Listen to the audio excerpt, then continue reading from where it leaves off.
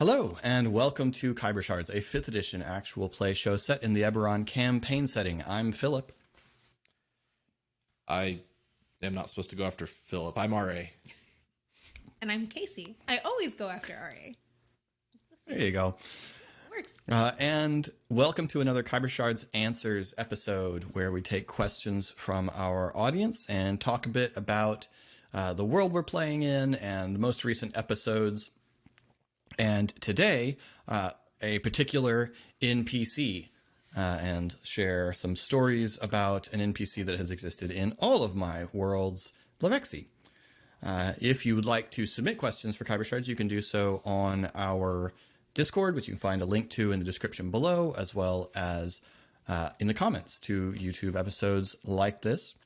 And you can find in the description also links to all of our various socials at the Geek Pantheon. Okay, so this was an episode idea suggested by RA, but was a really great one because we introduced a character that Casey and RA have experience with, and some of the people on our Discord have experience with, and Colin has some very brief experience with just a couple episodes back when we encountered Levexi, the Kobold member of the Rubble Warren gang. So I mentioned this on a previous Khyber Shards Answered, where someone asked if there was some feature in all of my campaigns that remained consistent in all of my worlds. And Levexi is that thing in my worlds. Levexi appeared initially in my home campaign, in our Mummy's Mask campaign that we played over the course of 3 or 4 years, something like that.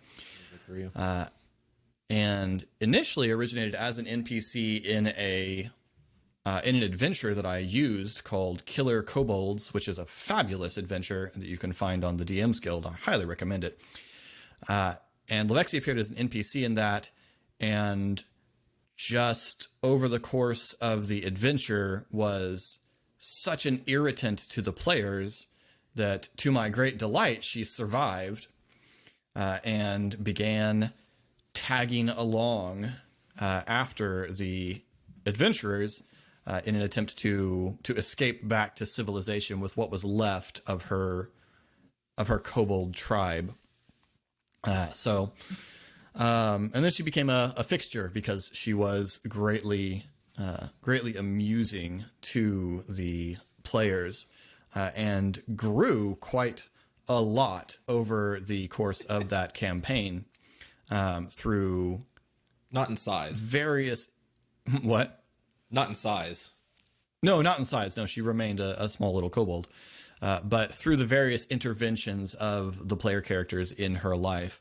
And has now exists in sort of a second life situation in our new campaign that we started back in the winter, I guess,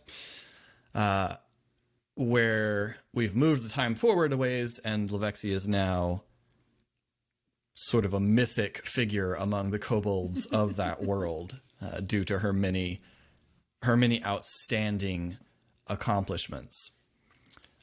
So Laura asked a question that seems like a good place to start in the discussion. She had several questions because Laura is one of our patrons who has experienced Levexi, because Laura pledges to our Patreon at the campaign tier. And so I run a monthly campaign for several of our patrons at that tier, and Levexi exists in that world as well. That was Levexi's initial Eberron existence.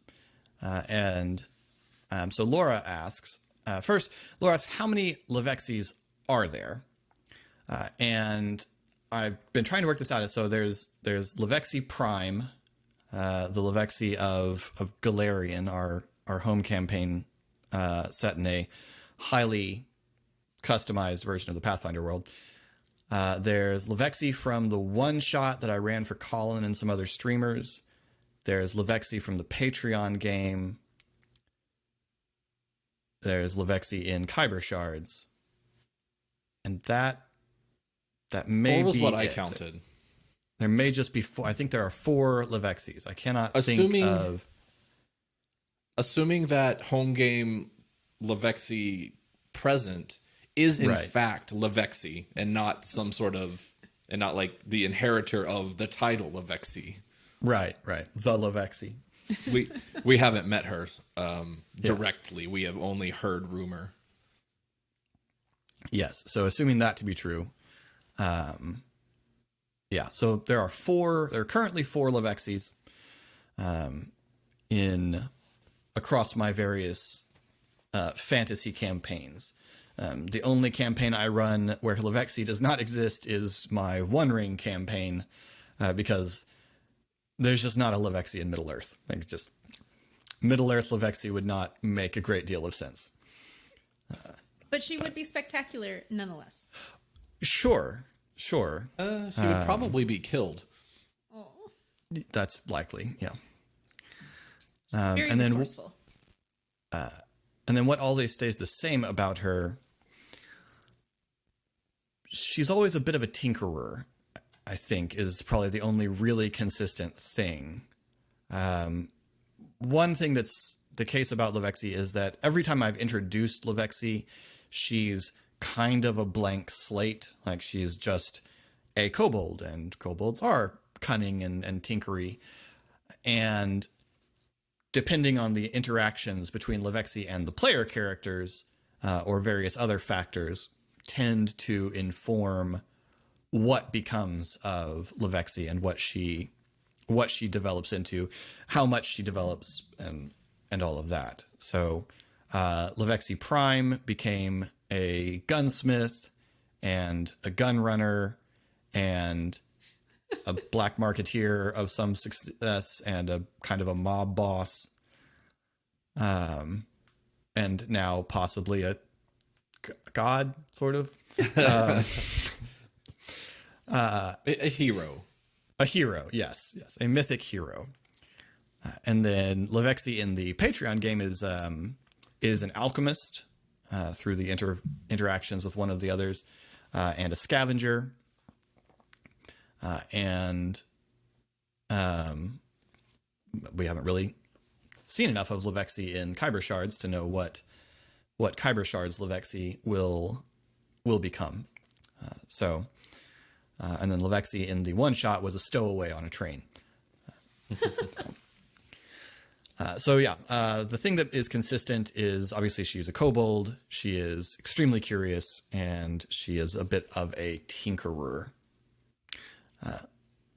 So for knocking off our discussion here, what is, also asked by Laura, what is everyone's most memorable thing she's done? So what are your most memorable Levexi experiences?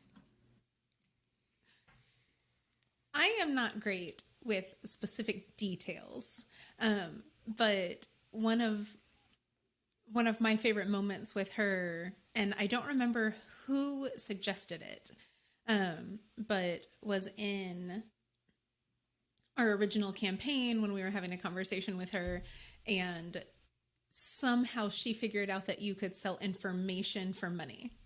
She was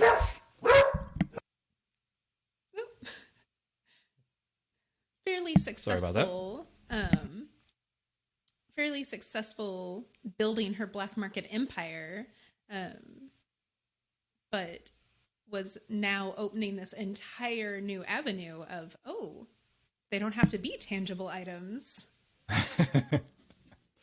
I think what it was, I've been trying to remember what exactly happened as well, but I think what it was is one of the players was trying to get Levexi to keep a secret, and pointed out that even if someone offered her money, that she should not reveal the information, and that was where it clicked with Levexi that you could sell information, not just stuff. Yeah, I'm pretty sure that was Ilarian, because I'm pretty sure only Ilarian, or maybe even Jod at that point, which he went through a name change, would have been thinking of that for her. Maybe maybe Tess would as well. Yeah. But, yeah. Maybe it was the construction of the guns, because we did destroy a lot of guns, but she still became a very successful gun runner. Yeah. Yeah, one of the adventure in which Levexi came around, the players... So in the Galarian world, there's a nation, city-state called Alkenstar that makes the most sophisticated firearms in the world. Firearms are pretty rare in the base Pathfinder setting, and Alkenstar makes the best ones. They make the ones that are kind of Western action firearms. And someone had stolen some firearms blueprints, and that was part of what the party was checking out.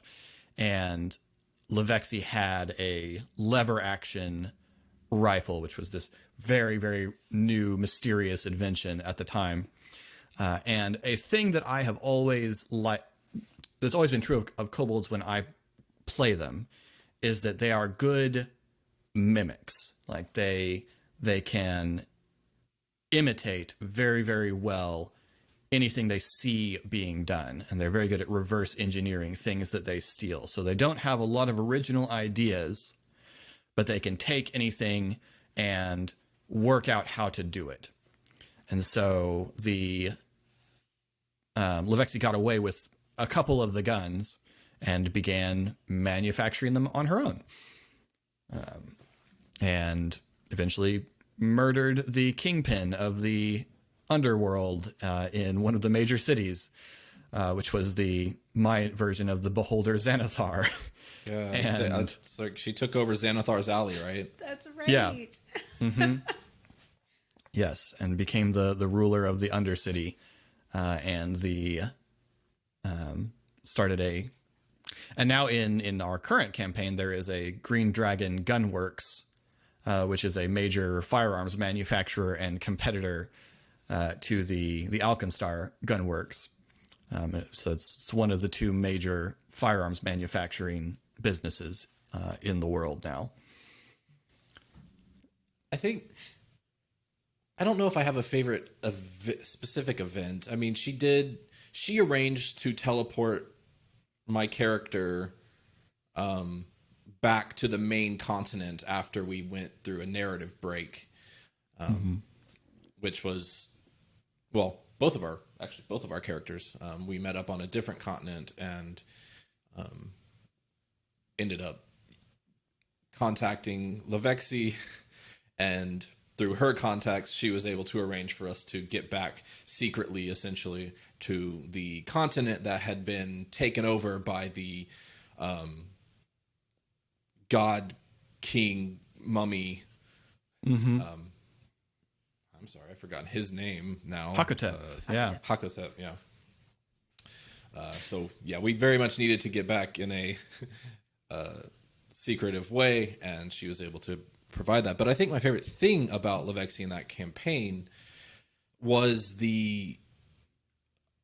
she was very stereotype breaking. I mean, yes, she still had some of these kobold basic instincts that, she was an underground creature in literal and figurative ways, but she was very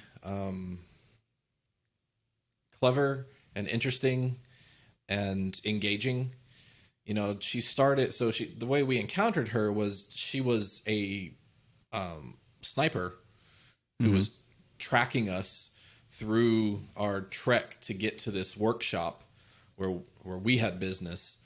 And she and her group were working for a dragon that had taken up residence or who was also being paid by the person working that workshop. I forget exactly what her tribe had become in the employ of the they thought they were working for a dragon, but it was actually the evil artificer that had taken over that old workshop and built a mechanical dragon.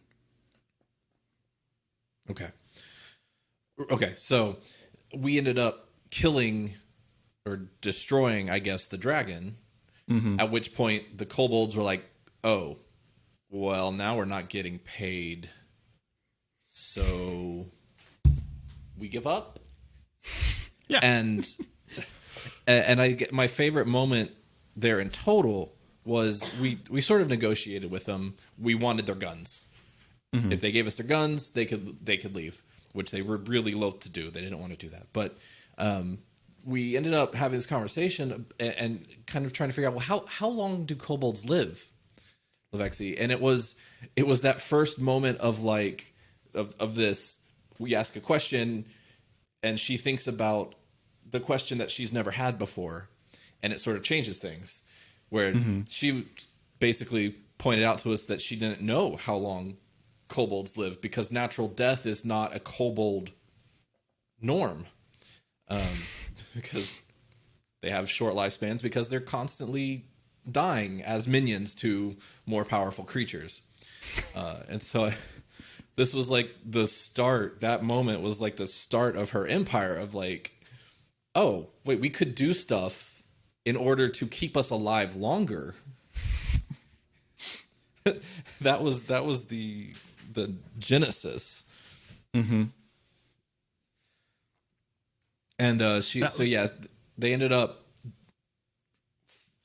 because we showed some mercy and some initiative towards them, they ended up following us back to the city, and because of that, we ended up hiring them, just paying them to do some stuff we needed done. And, through various ways, I know Alarian. So Alarian was the monk I was playing. He offered, because of that conversation about living and noticing that, okay, she might actually want to do more than just die in someone else's service. He offered to get her monk training. Like, do you want out of this life in total? She wasn't interested in that, but basically we sort of adopted her as like, well, if you're interested in not killing us, we could use you in ways that, we don't want you to die either. We don't have any, so, we could make this work. Maybe we unleashed a monster upon the world, but no, a blessing. She became one of our biggest and most significant allies. I mean, that's how we were able to get into and out of the city once our characters returned to the continent. She was the one that had the underground system to move us around without being found out. And then the resources to help us end up winning. Yeah. Well, and it was kind of a trope that every time you met Levexi, there were more kobolds with her. That they seem to just multiply real fast, which I assume that for kobolds not to go extinct, they must have a really, really rapid generation rate. I like trying to figure out, and it's probably why I like Eberron a lot, because Eberron does this with most of the traditional races. I like trying to figure out, okay, sure, kobolds are this classic thing that we throw against first level adventurers because they have practically no hit points, low AC, and they can just be cannon fodder. But why are kobolds like that? And so you have a very, very prolific race, a reasonably cunning race, because they're always presented as tricky, which is what that adventure does so well, because the kobolds are just maddeningly difficult, even though they're not high CR in that adventure. So you have a fairly clever species that's really prolific, and yet always ends up dominated by some more powerful being, which I basically tend to think of kobolds as humanoid remoras. Don't know that reference. It's the little fish that go along in the wake of a shark. Oh. Yeah. They're protected by whatever big powerful being they're is ruling them, that they're, and in exchange they are minions for them and usually pick up some things. So, you always end up with a couple of kobolds in the mix that are sorcerers because they've been hanging around this dragon long enough that they've picked up some magic, that sort of thing. And it was not at all an intentional thing that Levexi would become this character. It was entirely through PC agency that she became important. But I really like the idea of, okay, what happens if a kobold works out how to be her own boss, like how to not be the minion of something. And yeah, like you say, maybe you unleashed a horrible danger onto the world. At the time, the horrible dangers in the world were far, far worse than someone who is not trying to burn everything down. Because even if she's very dangerous, she's not trying to destroy everything. It's a self-interested dangerous, not a dominate the world dangerous. So we were okay with it at the time. Well, Yeah. But even in that, she was actively helping the victims of the big bad. The reason we were able to get back to the continent was because she had an entire smuggling system getting people to safe places, and we were just the idiots that wanted to go back to the dangerous place. Yeah. So I guess a little context is useful here. In that campaign, the player characters lost the second to climactic battle of the campaign. Like, the party was defeated and some of the party were killed, and the others escaped with their lives. But the party was thoroughly defeated. The party failed to stop the super important ritual to prevent the bad guy from achieving his long-term goal. And then we broke up. The survivors, and then everybody just fled. Yeah. And so we took a break and we jumped forward and we played kind of an Age of Apocalypse campaign where the player characters, some new and some survivors, were trying to become some were kind of part of a resistance, and all of them were trying to overthrow the god king Hakatep. And it became this whole new chapter of the campaign, which was really awesome. But yeah, Levexi was a huge important aspect of that.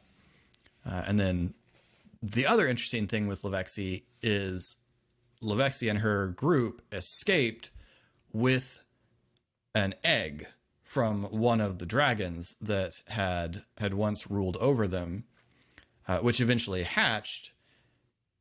And so now you have this delightful reversal where Levexi is the maternal figure. Levexi has a dragon that has imprinted onto her at birth. And so is the maternal figure to this little green dragon. That little.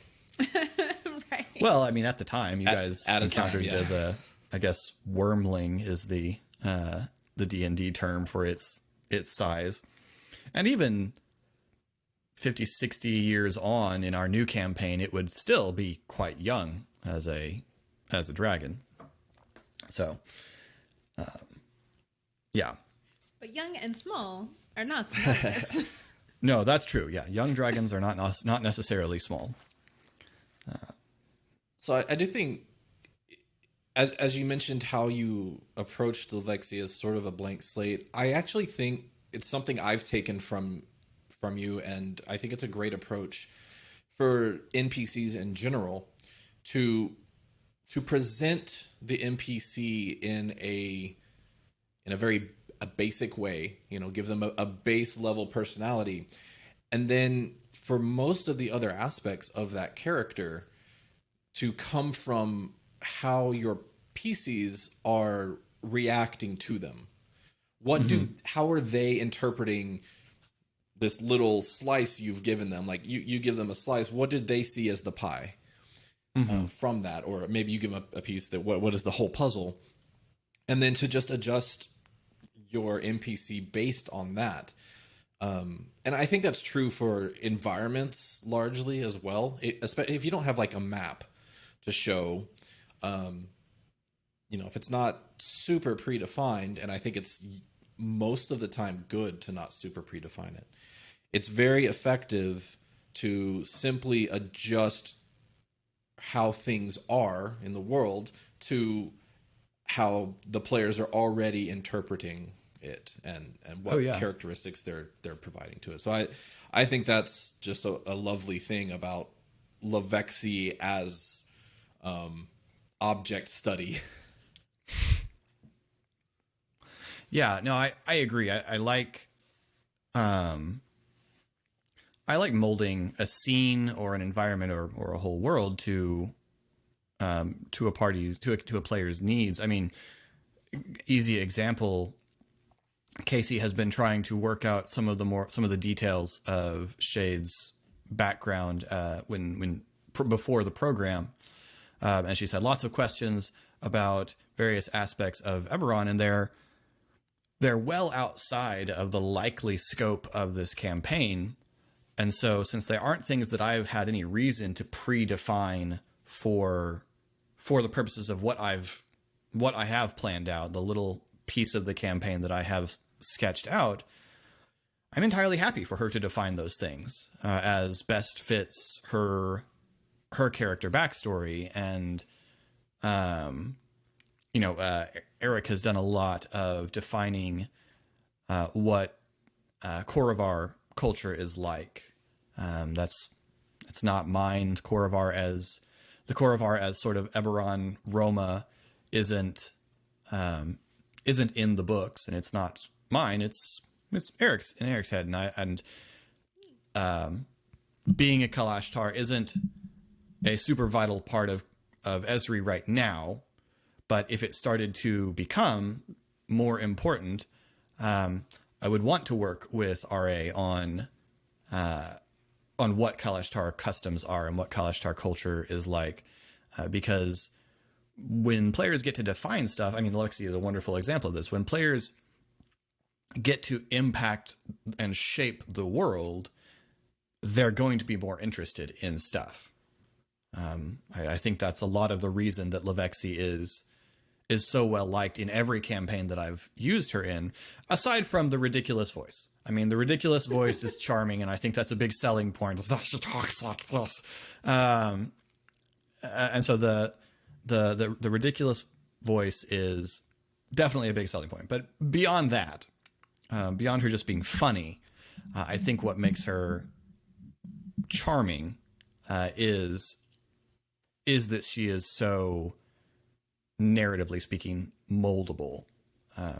To a large degree, as a person, she is quite moldable, but specifically as a plot point, she is very moldable to the players and to the characters.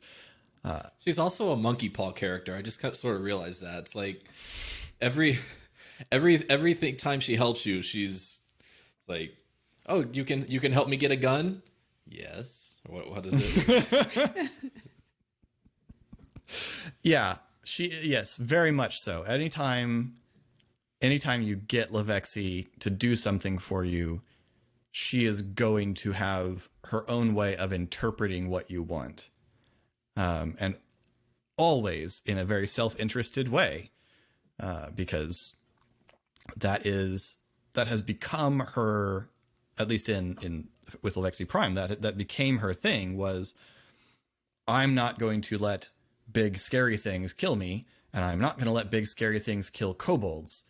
And I think that's one of the interesting things that's happening in our new campaign, as you guys are starting to interact with kobolds who have been influenced by Levexi, is it's not as easy to talk them into doing what you want as it has been, because they have been culturally influenced by Levexi's worldview, and so have greater expectations of the way the world should treat them than kobolds might have in the past.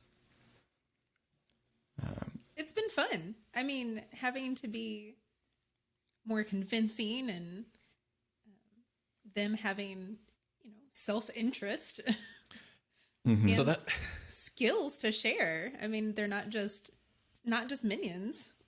so that's like just a wild thing about RPGs in general.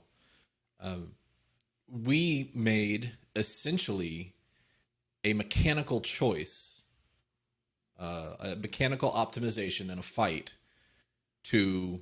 Well, I don't even know if it was optimization. Technically, it was anti-optimization. We didn't take out the trash. We didn't go just murder the kobolds before taking out the dragon. We focused on the dragon, and by actually we didn't even kill the dragon at that point. I think we hurt it enough for it to run away. Yeah. But by doing that, Levexi, like the kobold, survived, and that was purely mechanical. Mm-hmm. But because they survived and we killed their leader, well, then they didn't fight, and then we had this whole interaction, and it touched off a cultural revolution for an entire race in our world.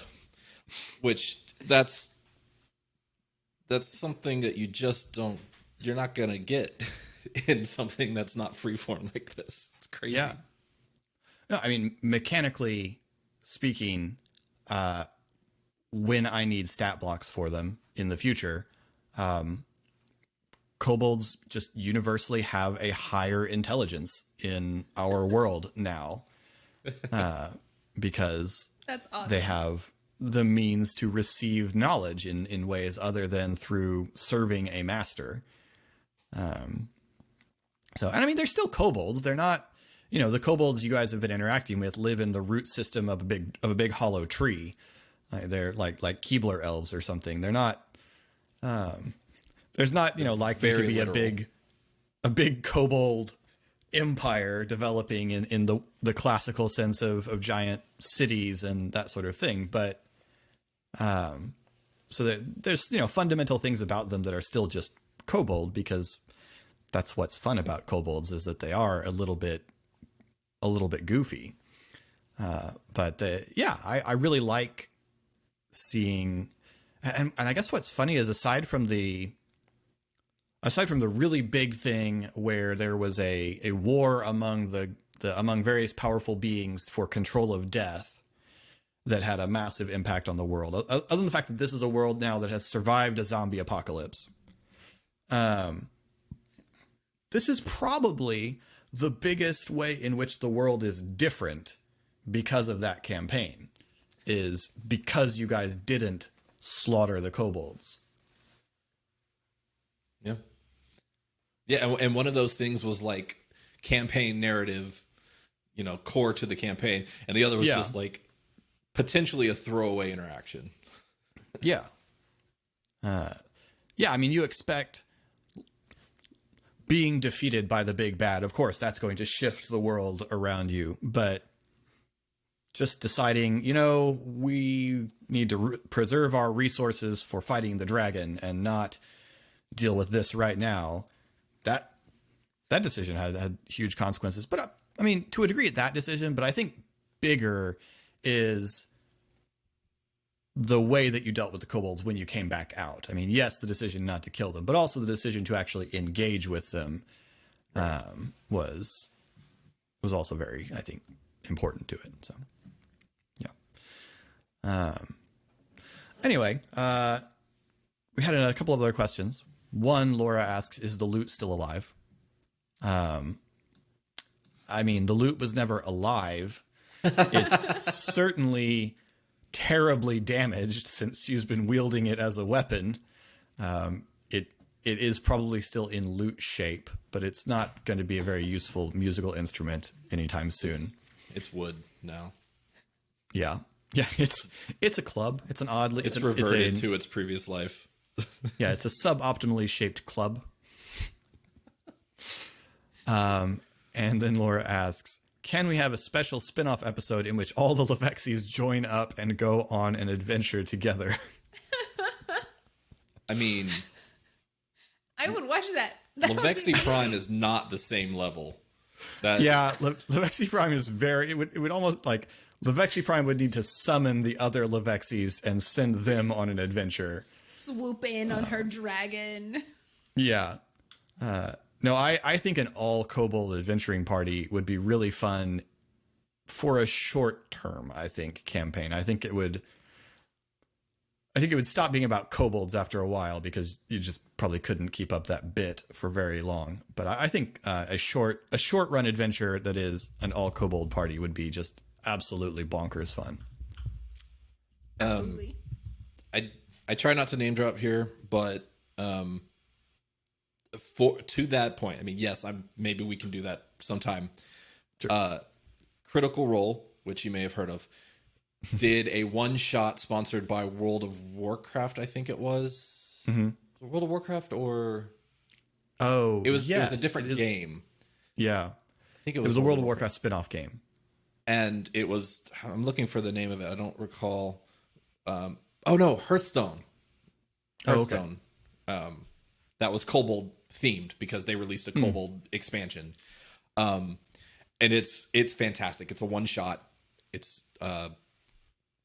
look up their Hearthstone one shot. It has some of my absolute favorite like voice actor character moments in it because they're all kobolds and they're all very classical kobolds. They consider themselves expendable, and they have very little consideration for the idea of anyone's safety. It really is a lot of fun.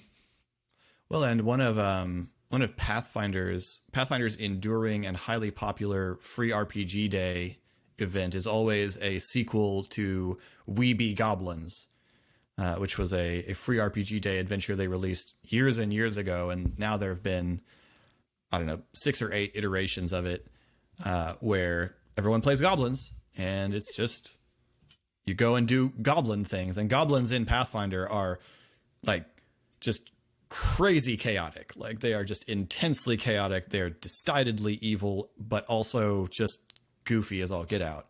And so, yeah, I think there's definitely a lot of fun to be had in playing monsters, and particularly monsters that might possibly be in any way sympathetic.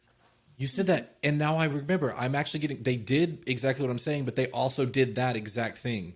They ran like that game. I think they ran one of those adventures. Yes, it was separate, but they also ran with the goblins. Yeah, that was really good too. Yeah. All right, so we have a couple of non-Levexi related questions as well. One from Eric: what are Shade's thoughts about the Rebel Warren gang? Who is her favorite, and which mask does she want to wear? I would like to hear this from Esri's perspective, too, because I think those are going to be very different perspectives on the nature of the Rebel Warren gang. Although maybe the same answer, but when is this going out? This will be going out. Let's see. It matters. Yeah, no. This will go out after it will be after the first episode we recorded last night, so it will be. But I think not. Okay, that's fine. After the first, this will go out. I think this will go out after the first one. Okay. Yeah, we just recorded last night, so we're trying to make sure we don't spoil things. I mean, Shade's favorite is Ilya. She stated that as soon as she met them, and even continued experience with them has proven that to be true. Her thoughts on the Rebel Warren gang are complicated. She has a little bit of jealousy. She did not have a childhood in the way that they are getting to meet up with friends and play games, and they're choosing these dangerous situations, but they also have, from what we've seen, most of them seem to have families that care about them. And so this idea that there's a group of friends that get to hang out and go on adventures is a little bit painful for her, because that was not her experience. She is happy for them, but she's a little bit jealous and sad about it. what she lost. But Casey, the player, thinks they're awesome. Shade thinks they're a little irresponsible. they they are purposefully putting themselves in danger, and that is not Shade's philosophy on life. That would be a one shot. You play the Rebel Warren gang and you go on the chicken heist. That'd be pretty good. That would be so much fun. That'd be a good comment goal. Mm-hmm. What's Shade's? That would be awesome. Which mask does Shade want? Oh, hands down, the one that she respects the most is Levexi's. All of the other ones are handmade masks, but Levexi's is an actual skull. And so the assumption is that you killed this monster and are wearing this trophy. That's way more intimidating than a handmade mask. Mm. Ezra's perspective, well, I guess it's also complicated, but in a different way. I mean, he thinks they're idiots. Sure. But that's more of an objective note. Like, they're idiots. Although he does have some respect for Ilya. She didn't sell her mask, and she's obviously a competent fighter for her age, especially. And she just seems a little less childish than the rest are. He doesn't know what that's about. Mm-hmm. If it's about anything, but like, what doesn't really seem like she belongs with them quite as much. Like, she may be taking this thing that they're not taking so seriously really seriously. But he does have some respect for her. The only one he actually cares about is Donabella, and that's for very specific reasons. I mean, he hasn't said it this boldly yet in the show, but essentially he considers them the same species, even though they're all different. All of us are different species. The whole aberrant dragon mark thing is like really a step above that. Like, so considers them the same kind of people. Mm-hmm. What he really thinks about them, though, and this is just because of who he is and the way his mind works, he automatically thinks of them as a potentially very valuable resource. He knows immediately that kids can be invisible to powerful people, and especially kids who are willing to put themselves into dangerous situations and are resourceful enough to get out of those situations. Potentially very, very useful in the irregulars sense. Yeah. Now, I will admit, I don't think he's considered this yet. It's a very hypocritical thing. But in the same way that cycles of abuse go, mm-hmm. He sees them as a potential. I mean, again, he wouldn't say this to himself, and he definitely doesn't think of himself as putting them in deliberate danger, but they're to be used in that sense. Like, they can be manipulated, and they can do things that he can't do because they can be anonymous, more or less. Yeah. His favorite mask is Ilya's. I don't actually even remember what it was. But it's because she didn't sell it, and it means something more to her. Again, there is, of all of them that he would like be willing to go into the jungle with, it's pretty much only her. Yeah. Mm-hmm. Actually, she might help him survive. The others are much more a liability. They are inexperienced, understandably, but inexperienced and short-sighted and impulsive. Shade struggles with none of those things. Right.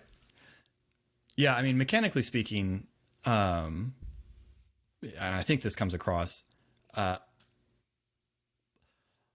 in terms of a stat card that I would use for them, obviously Levexi is just Kobold as her stat card. Most of the kids are, I guess not most, Bajak is a commoner.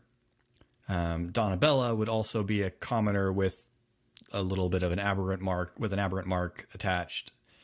But Kadric and Ilya would actually have a class level, like an NPC class level or something like that. Kadric has probably got a warrior class level, and Ilya's probably got an expert class level because she's got a little more of the roguey rangery thing going on with her. Yes. And we certainly see, because she's got an actual weapon, Ilya come across more effective in a fight than any of the others. Definitely. And then we had one question from Caleb Earl. This was a question submitted as a comment on one of our YouTube videos a couple of weeks back. You can do that? You can put your questions in the comments on this very video, and as soon as I see them, I will include them in our list. Does Philip or do the players know in advance what their marks will do when they grow, or is it an at-the-moment decision? So there's two ways to approach this question. One is in the moment, like literally in the moment that the mark grows, what will it do? And that has been, I make that up in the moment according to what I think the narrative will make interesting. So much fun. Casey's lightning bolt, RA's with Ezri getting to talk to the dead thing, accidentally waking it up slightly, and then Ari's telekinetic strength check. Those were just all moments in the narrative where it made sense, immense moments of great stress, moments where you're trying to do something and suddenly something unexpected happens. And those I just sort of make up what should happen then. But mechanically, what it is I've created a set of rules using a feat from one of the resources I've talked about, Chronicles of Khyber's Cursed. That's the Child of Khyber feat. And so that gave the players each their initial power. But in addition to that, whenever their marks grow, the players get to choose a new spell. And that's their choice. The players get to choose a new spell that is attached to their mark. And then I also created some minor effects that are based on old edition Dragon Mark feats that I'm referring to as evolutions. And the players get to choose one of those as well. Unfortunately, because I've, in many cases, just adapted these from old published materials, I can't post those, or I would. But they are largely based on feats out of the Dragon Marked book from 3rd edition, and give the players a little bit of extra effect to their mark to play up the importance of the mark even when they're not casting the spell from it. Because it's very easy for the mark to sort of fade into the background if you only get to use it once or twice a day to cast a spell. And so giving some extra effects, most of which cost hit dice, is a nice, I think, little boost to the mark, and plays up the sort of the superhero angle that we're kind of going for. From my perspective as a player, I have grown an aversion to planning a character very much these days, and so I have no intentions or plans for the mark. I didn't even look at what it could do when it grew until that happened, because Esri doesn't know, and I don't know who Esri's going to be when it happens. So I think I'm going to try to let the narrative drive that entirely. Yeah, I do want to say the amount of things where I've been having conversations with the players and they're like, I'm really cool with you just deciding this, is really both flattering as a GM, but also deeply intimidating in a lot of ways. Like we saw when we did the video where Colin chose his subclass, that he just sort of was like, hey, what this is the subclass I'm picking, what that means, you come up with.